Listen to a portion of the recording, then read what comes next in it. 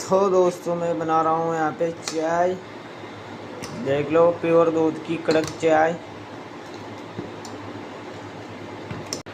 तो दोस्तों अब नाखेंगे हम शक्कर।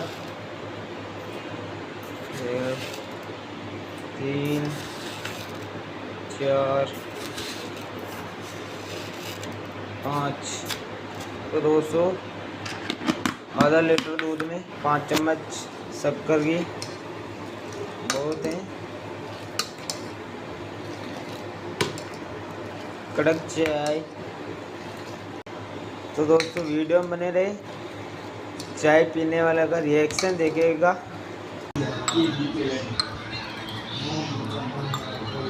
पूरा वर्ल्ड की मतलब